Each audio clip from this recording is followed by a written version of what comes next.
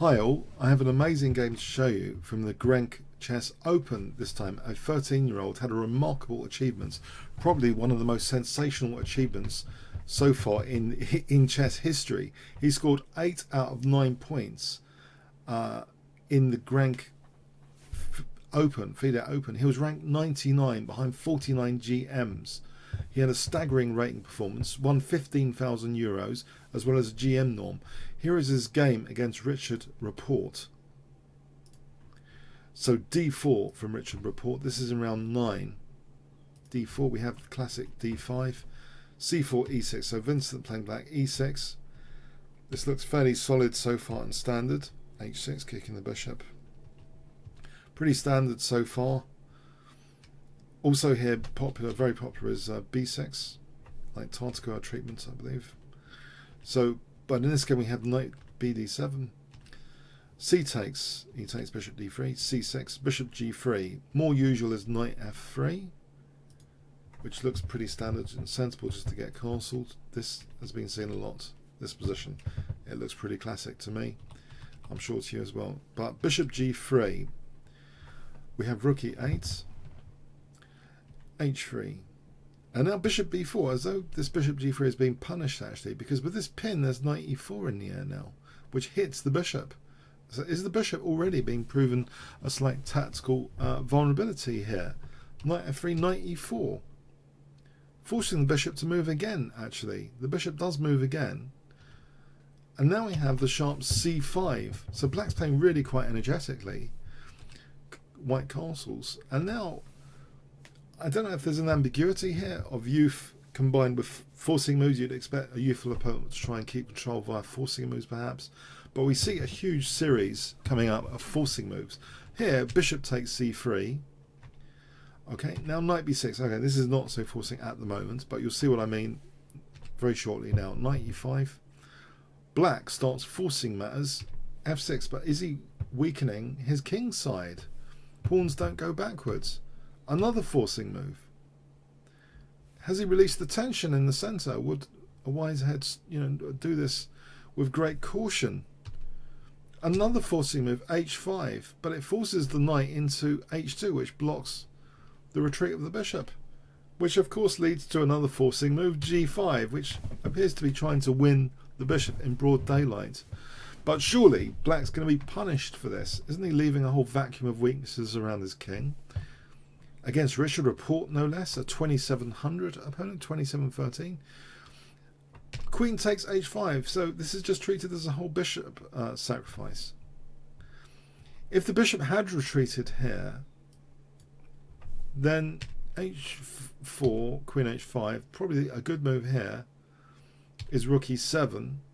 After takes, we have this sequence, and black probably does best to play knight D5 and to try and win this bishop in a comfortable manner as possible.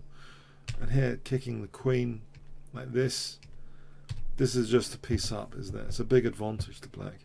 So anyway, the queen just took immediately on H5. The bishop is snapped up, F3, opening up, trying to open up this bishop to work with the queen. Also the knight's coming in, isn't it?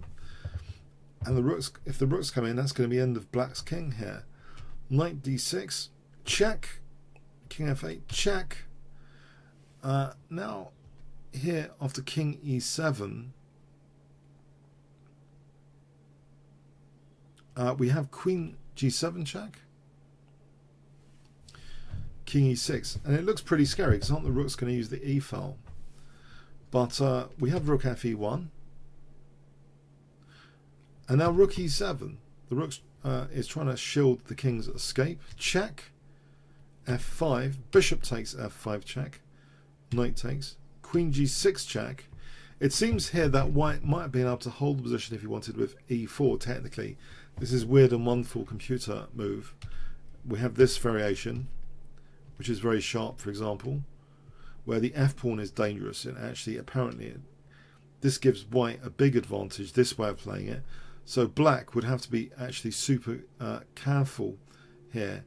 Instead, in this sequence after E4 on move 31, rook takes E1, not to play King C7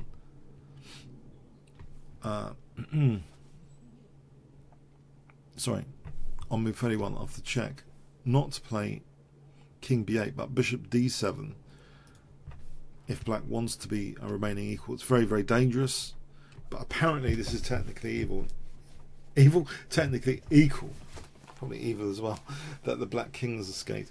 Okay, no, equal. So let's see, knight takes f5, queen g6 check was played though instead of e4, so pretty razor sharp stuff.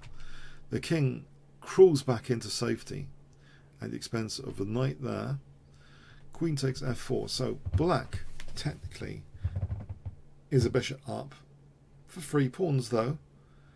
It's not an insignificant amount of pawns. Bishop e6, e4, queen g8, but black has got some open roads here against white's king as a side effect of all that. So it's not just the piece for 3 pawns, it's the piece pressure now against the white king.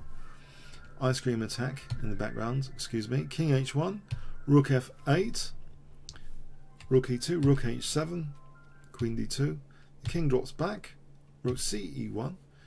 Now d takes e4, so it seems as though white's got a reasonable pawn centre at the moment as well. Bishop drops back, rook f2, rook e8, queen f4 check, king a8, knight f3, rook f8 hitting the queen goes back to h2, knight a4, putting pressure on this side of the board now with that knight. A rook is used to support c3, a6, queen e5. Now this might be a slight inaccuracy, it does allow a very strong looking tactical move from black, this move queen e5. I wonder if you can guess rather what black plays here if I give you 5 seconds to pause the video. Black to play.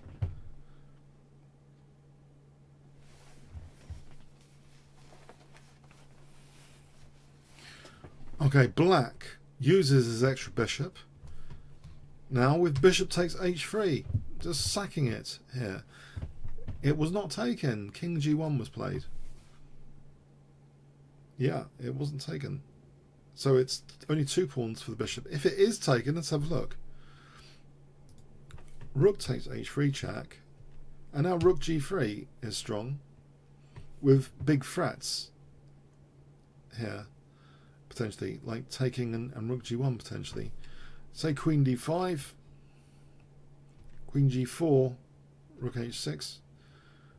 This is going to be very damaging for white ultimately if we look at this sequence, where the knight's going to drop off and black's going to be a knight up there and losing his pawns. Okay, so it's very, very dangerous if that's taken. So king g1, but only 2 pawns for the bishop now. Battery, rook g7, knight h4, protecting g2 for a moment, offering an exchange of rooks, and also hitting the bishop like this. That rook's taken.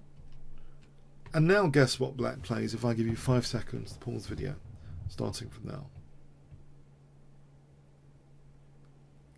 Okay. He smashes through to Richard Rapport's king. Rook takes g2 check. This is taken. Queen takes g2 check. Queen f1 check. And now black to play here. So we're very well calculated so far for this next move. Also factoring in white hasn't got perpetual checks at this point, so black has a breathing space to do another quietish move. I wonder if you can spot it. I'll give you 5 seconds starting from now. Okay, bishop g4, threaten the mate in 1 is still a very important type of forcing move when you threaten the mate in 1. Check, king a7.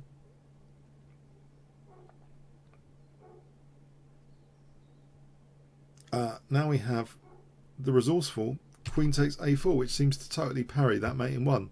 I was looking at that for the moment thinking, hang on a sec, did they say there was a mate in 1? No, but it's parried with queen takes a4 here. So yeah, winning material and parrying the mate in 1, but alas, guess what black has now instead here as a beautiful, wonderful, game-winning option. 5 seconds to pause the video. What would you play with black in this position? Okay, queen f2 check, and the game ended here. On king c1, we can just snap up this rook and then consolidate with b5 holding c4, for example. This is just going to get really nasty. Say queen c2. So let me just go back here. King c1, queen takes, b5, queen c2, bishop f3 would be strong. Here, this is just dominating all the light squares. Check, for example. Black's just much better. White doesn't really want to play this on. So yeah, fantastic achievement. So this has stolen the limelight bit, the spotlight from Carlsen and co at the GRENKE, classic, the GRENKE Chess Open. It's funny when there's FIDE Opens run alongside with tournaments. That really, I think, makes it very, very interesting for the participants that they're alongside a Super GM tournament. And in fact, Magnus Carlsen was strolling along to see this game as well. He was spectating this game a bit, so it adds more spice when you're playing a FIDE Open alongside the Super Grandmaster Classics. I know that from the London Chess Classic experience. It's a great thing for organisers to do, and what a remarkable achievement. These child prodigies are just getting stronger and stronger. I hope you got something out of this game, and maybe we should check out some more of his games just to learn chess from the prodigies as well, what we can pick up. Okay, comments, questions, likes, shares appreciated. Thanks so much.